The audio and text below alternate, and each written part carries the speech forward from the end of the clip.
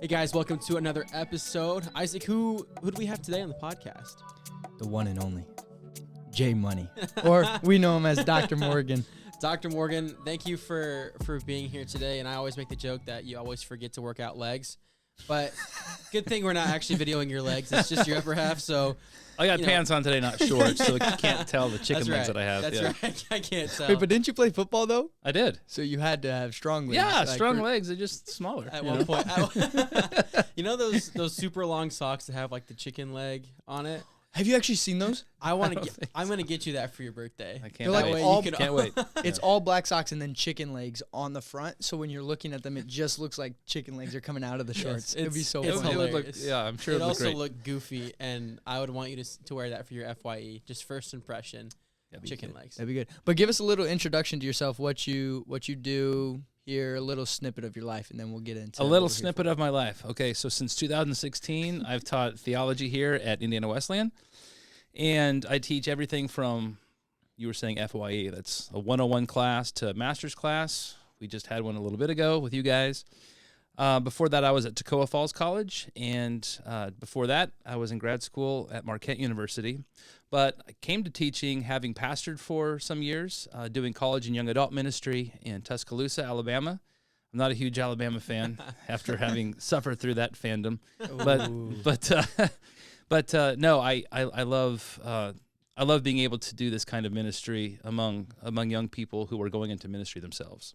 How long did you pastor before going into like teaching, like at a school or university? Yeah, level? so like I pastored, I mean, not including internships and stuff. I pastored for 4 years, about 4 years after seminary, and then my first year of grad school, I was a youth pastor for about 1 year. And cool. where it was confirmed to me that I'm not called to youth ministry. I'm sure maybe that's where we'll get into that some of it. You can be called to ministry and then find certain avenues where, I don't believe that's where I'm gifted. Yeah, That's hilarious. That's funny. On top of calling, this is what we're here for. And so, Dr. Morgan, would you just take us into your calling, wherever it's to your discretion? We've both never heard this before. Well, I hate to disappoint you. It's not that exciting. Pothead. Yeah, no, yeah. I'm not. I wasn't a pothead that somehow woke up in a haze and was converted and gloriously, risen up to this. You had one high and came out with a spiritual high. Yeah, actually, no. It's it's really as simple as this. My father's a pastor. He still is, actually. And my several uncles are ministers. My grandfather was a pastor. He even helped found a small denomination. So sort of grew up in ministry families. But I don't remember ever thinking that I would do that. I was young as a kid, thinking, I don't know, I was going to be like in the military or something, just because I liked war movies, and I thought, well, that'll be fun, That would be fun. Well, when you're 7 years old, you're not thinking about the realities and terrors of war. But no, I was 9 years old, and my mom was actually telling me about another kid from a church that my dad had pastored before, a family that I knew, and said that this kid, God had called him to preach. He's going to be a preacher when he grows up. Wow. And right then, I remember exactly where I was standing in my room and looking at the wall. I mean, it was one of those moments where I think for the first time in my life, I was sensitive to the God's Spirit and wanted to follow him. But like God almost audibly spoke to me and says, "That's what you're doing." And so from the time I was 9 years old, there was zero question in my mind. Even during, those tumultuous junior high years when I wasn't exactly, lighting up the world for the faith. You were a junior higher. I was a junior higher. That's why I don't like junior high, because I remember how much of a punk I was, and I just, no. But even through times, slightly. yeah. But even through some years where I wasn't doing all that well spiritually, I knew I couldn't get away from that call. If anyone would have actually pushed me and said, "What are you supposed to be when you grow up?" Not just what kind of do you want to do, because I would make up stuff like, "Well, maybe I'll be a whatever." But I always knew, I know God said I'm supposed to be in ministry. And so I just never got away from that. And then when God helped me get my act together about the time I was 14, and really start following him consistently, and experiencing a sanctifying work in my life as a teenager and into through college years, that call just followed me. And then, so I was pursuing for a while. I just didn't know exactly what it would look like. I just figured I'd be I'd be a pastor like my dad is, like my grandfather was before, and because for me, like that's what ministry meant. You're a pastor of a church. But so that got me into the college years, and I went to Anderson University for 2 years. They didn't really have a strong ministry department, so I didn't major in anything like ministry. I was like a history major at the time. But, I was having fun. I was on the football team. I was probably not taking things as seriously as I should have been at the time. So like having a whole lot of like fun, a lot of social fun, but not really being serious about my calling. And then something changed the second semester of my sophomore year, and God just helped me, I don't know, kind of measure the time and recognize I need to get serious about this. And I ended up, long story short, I ended up transferring to Oklahoma Wesleyan University. It was BWC at the time. You may have either not been born or been like one. When did you go? Let's see. I transferred out of the fall of '98. I was not even a thought at that point. Okay, when were you born? 2000. So I graduated in 2000. So we may have crossed paths. You were maybe. I was born 2001. I'm older than you. I'm better than you. Yeah, you just feel old after a while when you know. No, to that point, this just came to mind. We have a girl on the tennis team who's 16. I asked when you were born. What? When you were born, she's like 2006. Now I can't relate to like that because you guys graduated at that time, right? Yeah. Oh yeah. But when I heard 2006, and I'm like, and you're at college with me. Yeah. You know what I mean? Like just that whole age difference. Oh yeah. Wait till if you ever like teach, you're like, I was born in 2006. You're like, I was like an adult in 2006. Like it starts to get away from you after a while. Yeah. but anyway, it was at Bartlesville. It was Bartlesville Wesleyan College at the time. Then I think the year after I left, they called it Oklahoma Wesleyan. But that's where God did something in me. I don't know that I've experienced that much growth in such a short amount of time, where I was just all in for being trained about whatever classes I was taking. At Anderson, I did okay, maybe made the dean's list, but I didn't really take things seriously. I made nothing but A's the whole time I was there, except my psychology class and I had to take college algebra, which I was mad about. But everything else, like it's like God turned something on within me. Like now we're getting serious, right? And it was also at Bartlesville. It was my first semester, and I thought, okay, I'm finally in a school where they have a good department, and I'm taking all these classes. And then Dr. Larry Hughes, my philosophy professor, one day at the beginning of class said, there's a little church in Yearout, Oklahoma. I mean, just like 20 minutes outside of Bartlesville, this tiny little town. And there's a little church there, very, very small. And they don't have a pastor, and they need people to go fill in. So some of you might want to think about that. And I heard that, and like again, God just said, go talk to him about it. But I was like, well, I really need this time to study. I think, I just don't know if I can. I hadn't preached before, but it was at that little church in Yearout. I ended up saying, I'm interested to help, and so I would go like every third Sunday, and through my studies and then through regular preaching at this tiny little friends church that had like 10 people, but then I'd bring all my friends, so then they'd have like 30. Yeah. Wait, you had 20 friends? Well, they claimed to be, but they just wanted to. Hot dog. They wanted to hear some really good preaching. I'm just kidding. No. So we would bring our friends sometimes. It wasn't. I wouldn't bring 20 people, but those people were so encouraging, and they just loved to see some of us young guys just beginning to cut our teeth on what it means to preach. Yeah. And so they were probably doing us more of a favor than we were doing them a favor, because I look back at my old files and the sermons I preached, I'm like, oh man, well, that was bad. but they affirmed us. They could tell we were doing what God called us to do. And when you're young and idealistic and you haven't lived long, some of your sermons are a little, they're okay. But but we got I got a good start there. Yeah. And so that was a real pivotal point in God developing me into a pastor. And I don't know if you want me to keep going or if there's any follow up at this point. This is good. No, this is good. Just okay. like we'll keep going, and as we go. Like if we have questions, then we'll Go ahead and chime in. Yeah. So right after I graduated, I went straight into seminary. So I was 22 years old, graduated from college there in 2000, and then went home to where my parents live in Wyoming and did college ministry there at my dad's church, and then went to Jackson, Mississippi, to Wesley Biblical Seminary, spent 3 years there. Again, transformative, went deeper than I ever thought possible, spiritually, intellectually.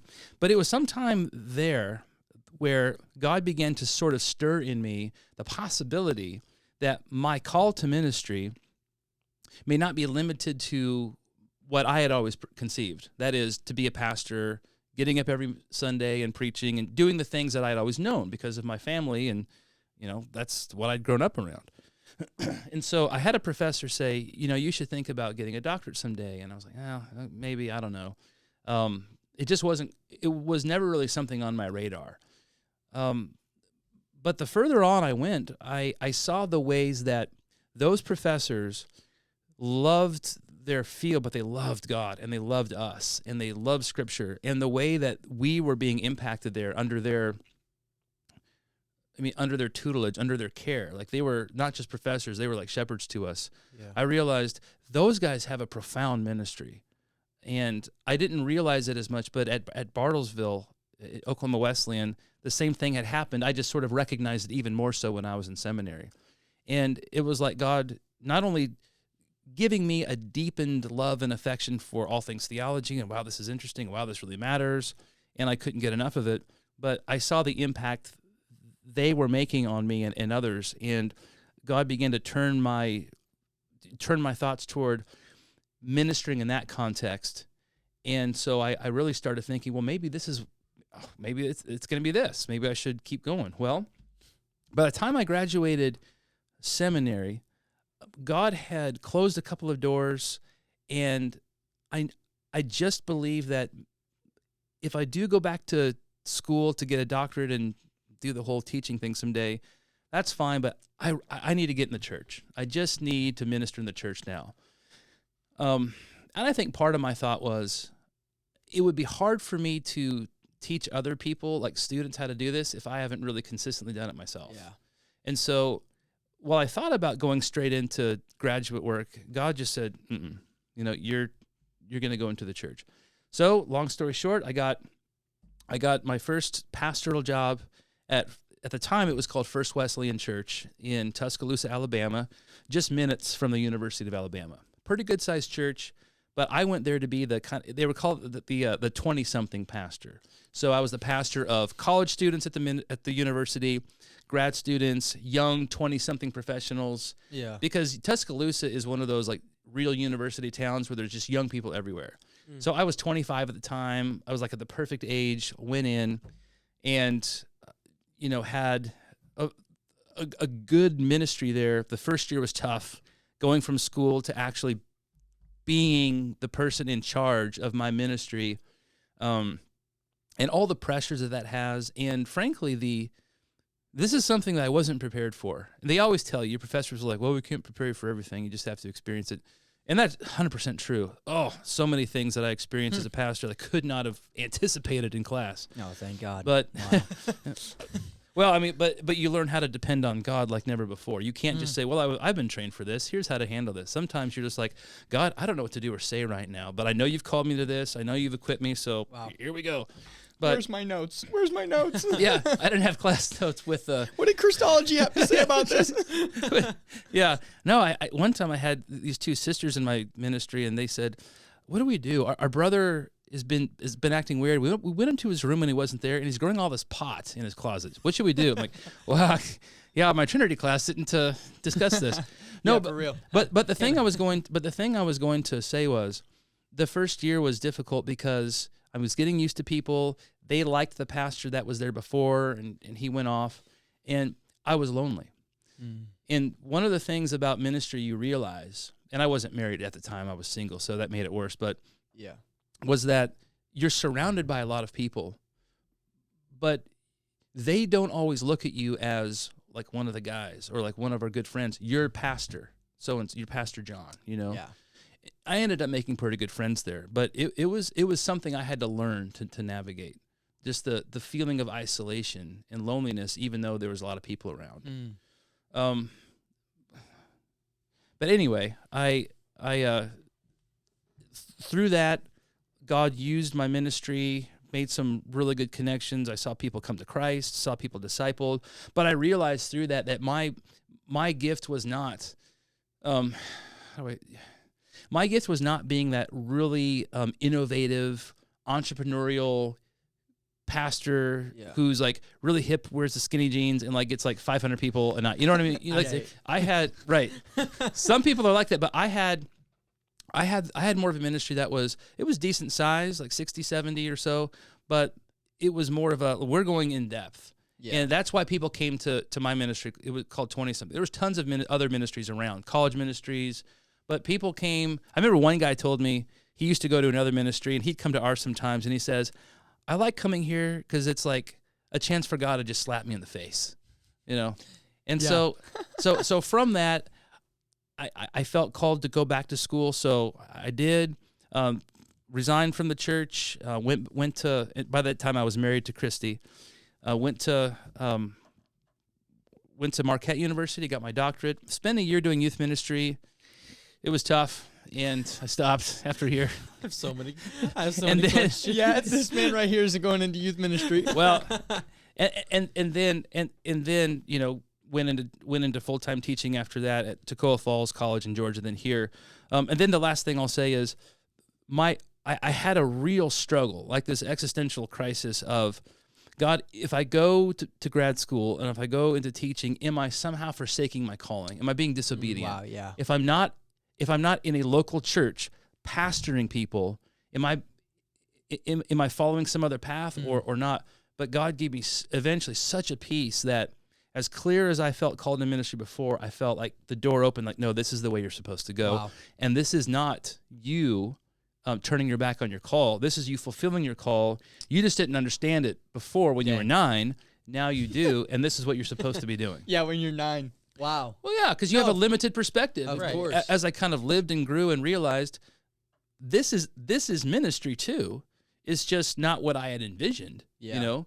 But I knew that once I was called to ministry, that was it. I can't do anything else. I just didn't realize that the ministry path was multi-layered. Like you can do church, you can do mission, you can do what I do now, and it's all serving the kingdom of God, serving people for the Lord. And it took me a while to figure that out, but when I did, it was really freeing. Wow. That's incredible, because I've had a lot of conversation actually with people, and even in my own story right now, with knowing being called to ministry, right?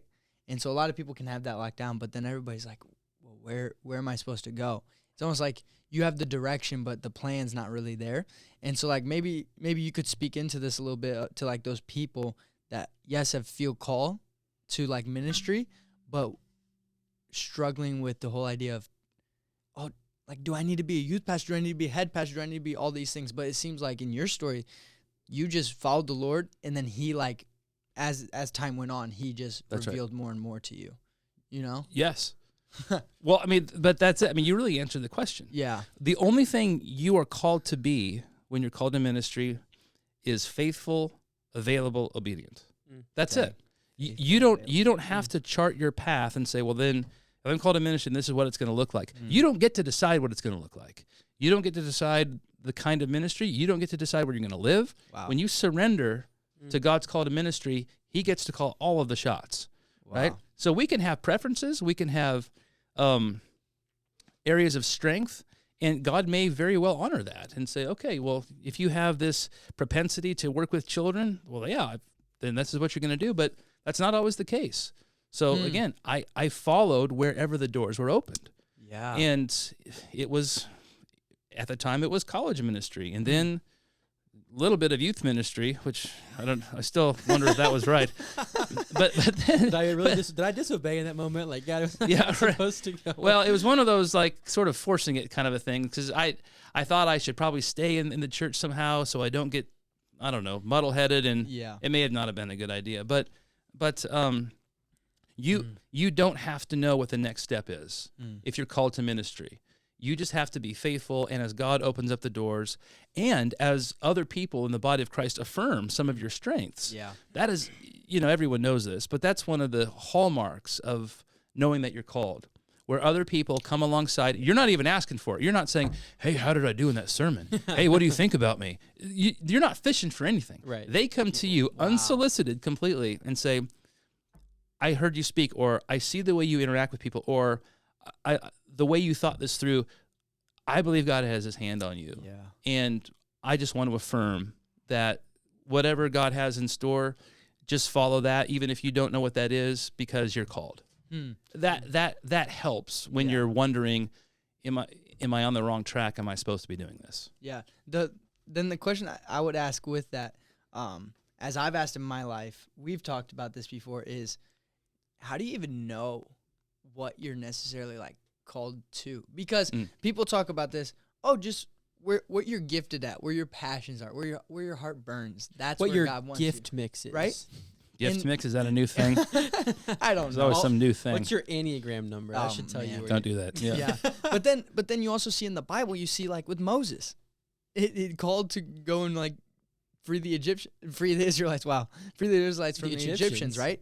And he wasn't about it. Like, that's not where his giftings He were. wasn't passionate about public speaking. Exactly. Yeah. And so how do you, while yes, God has gifted us with these things, but how do you discern when to follow such things or not, Yeah, one way I think is to recognize the difference between a natural talent I might have and a spiritual gift. The spiritual gift and my natural talent may coincide, they may not. But again, I think some of it is, again, the affirmation from the body of Christ, other Christians who see you in action and will affirm some of the spiritual gifts that you have. And I don't know, I know it's not always the case, but I do think that God oftentimes, will begin to fine-tune our vision into what he wants us to be. And it may take a lot of different ministry experiences to figure out what exactly God is doing and where he's actually leading. But I think in the end, God is very faithful to not just play games with us and kind of lead us this way or that way, but through a process of time in recognizing where we're strong, recognizing where we're not so strong, getting the affirmation from the body, and just the Spirit leading us through the process of discernment through word and prayer, that he kind of sets our hearts where they're supposed to be. God has a way of orienting us into the direction he wants us. Wow. That's so good. I'm just sitting here going, man, I'm trying to think of questions, but I'm just like soaking in what you're saying, which I'm just marinating. That's the right word. I'm just marinating what you're saying. But I don't know. There's just one thing on my mind, and it's just your parents lived in Wyoming, so I just see like this constant movement of like your calling story has gone from state to state to state to state. Like what has that done? Like I don't know. Like 5 different states in I don't know 6 or 7 years. Yeah, I've lived in eight states, twice in Indiana, so that's not 9, it's 8. But yeah, we got the core, baby. We got the core. Yeah. Part of my ability to do that, not ability, but my openness to that was I grew up in a parsonage, pastor's home, where I was born in Oregon, and at the time when we lived there, I was 7, and then my dad got a call to Michigan to be a pastor in Michigan, so we moved to Michigan. Then after a few years, moved to Indiana. I mean, I was used to. We weren't like military, but moving was sort of baked in for me. Like this is part of it. Doesn't have to be, but it's what I was used to. So I ended up. I've lived over half my life, almost all of my adult life, with my parents far away. Since I went to Oklahoma, I've not lived near them, and I don't see them very much. Yeah. But God keeps our bonds strong, and whenever we see each other, it's like we pick up where we left off, and like you call and text and whatever else. But I'm glad you mentioned that again, because I hear students sometimes who will say they want to be in ministry and whatnot, but I need to stay in the Midwest, or I need to be around family, or I won't leave Indiana. I'm like, then you're either not called to ministry or you're being disobedient. Honestly, whenever I hear that stuff, whenever somebody says, I'm not doing this, I'm like, the Lord is literally going to ask you to do that. Yeah, You yeah. know? Yeah, if you want to play with fate, say, there's no way I'll go to, North Dakota. Well, that might just be where something opens up for you, yeah. So it just, but it is. It's part of surrender. And so, moving's hard, but I just did it as a kid. And so as an adult, when God opened up the door and said, okay, it's going to be, it's Georgia, it's Alabama now. Now you need to go to Wisconsin. Now you're going back down to Indiana. I mean, okay. Yeah. That's what you do. Yeah. You don't fight with it. You say, all right, here we go. Yeah, You've always been faithful before. He'll be faithful again. And That's so he true. supplies the needs. Dude, that's so good. That's good to hear. I kind of needed that one, actually. Yeah, because you're going to who knows where you're who going. knows where the heck I'm going to go.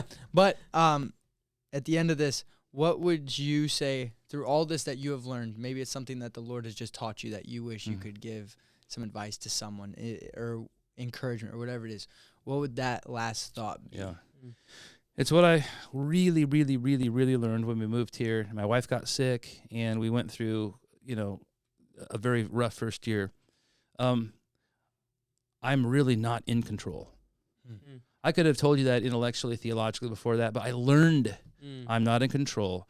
I rely on the mercies of God every day. Dang. And so when I think about, or when students, any of you, you think about ministry, well, where am I going to go? And my parents don't think I'm going to make enough money. None of that. Ultimately, God is going to provide, and you're not in control of your life anyway.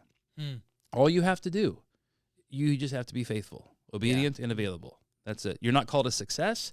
You're not called to be the best pastor ever. Or you're just called to be available, obedient, and faithful. Wow. And God will take care of all the after effects of that. That's so good. The three: faithful, available, and obedient. Yeah, That's good. Focus on the things. It's like a mantra, something to memorize. I'm getting that tattooed on me. Oh, you already got faithful on there. So, but I learned through the years. That's all God's asking. Yeah. And it's all just up to Him. And there's something so freeing about that and life-giving about that I'm not charting my own course. I'm not the one responsible for my own success or my reputation. No, it's in God's hands. That's it. Yeah, that is so freeing. Just like all the responsibility that we put on ourselves, that burden So that true. we aren't meant to carry. And it's self-imposed. Yeah. We're putting that on ourselves, and we're not supposed to. That's good. That's good. Yeah. Well, That's so good. Dr. Morgan, we have soaked in the wisdom. Marinated. We marinated. You've marinated in the wisdom. Next time you read the word marinate and smell it, get all the senses involved. But thank you so much for joining us today. Absolutely. Yeah. I know you've got a busy, jam-packed schedule, but really appreciate it and getting to hear our professor's heart, not just someone that's yelling at us about our heretics and all of the stuff that we don't know, but it's all out of love, of course. Of course, yeah. You care for us. Yelling in love, yeah. And your story is one of being faithful, available, and obedient, and it's just so encouraging to hear. Yeah. So thank you so much. Glad it can be encouraging. Yeah. Well, you do what you can. Sometimes do what I you have can. to tear us down sometimes too. You come with the wrong name in class all the time, but that's a different story. But guys, thank you so much for listening today on the Coffee and Calling podcast, and we'll see you guys next week. Adios. Adios.